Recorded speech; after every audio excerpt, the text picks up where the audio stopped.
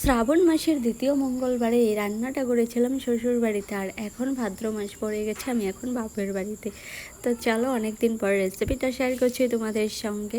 দেখো কতগুলো ইলিশ মাছ নিয়ে এসেছে আমার বর বাজার থেকে, দুটো ইলিশ মাছ এনেছে।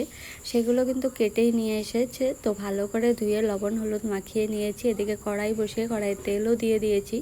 এবার কয়েক পিস করে মাছ দিয়ে সুন্দর করে ভেজে উঠিয়ে নিব। তো অনেকগুলো মাছ বলে দেখো অল্প অল্প করে সুন্দর করে মাখিয়ে নিয়েছি। এদিকে মাছগুলো কিন্তু খুবই হালকা করে ভাজবো, কারণ ইলিশ মাছ তো বেশি ভাজলে আবার শক্ত হয়ে যায়, খেতেও ভালো লাগে না, শুধু ভাজি খেতেই ভালো লাগে, তখন কিন্তু আর ঝোল খেতে ভালো লাগে না।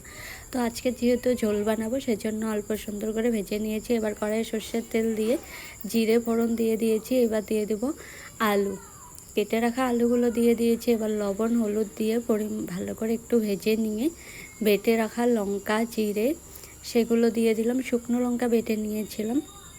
এবার পরিমাণ মতো লবণ দিয়ে সুন্দর করে অল্প জল দিয়ে দিব। ঝোলটা এবার জাল হলে তারপর কিন্তু এক এক করে মাছগুলো দিয়ে দিব। দেখো এদিকে ঝোল ফুটে উঠেছে, এবার মাছগুলো দিয়ে দিব। মাছগুলো দিয়ে আরেকটু জাল দিয়ে নামিয়ে দিলেই হয়ে যাবে। এই রান্নাটা কিন্তু ঠাম্মা বলেছে তো এইভাবে বানাতে, সেজন্যই বানালাম। আমি কিন্তু এইভাবে ইলিশ মাছ কখনো বানাইনি, আলু বেগুন দিয়ে বানিয়েছি, শুধু আলু দিয়ে এইভাবে রান্না কিন্তু আমি করিনি, প্রথমবার করলাম।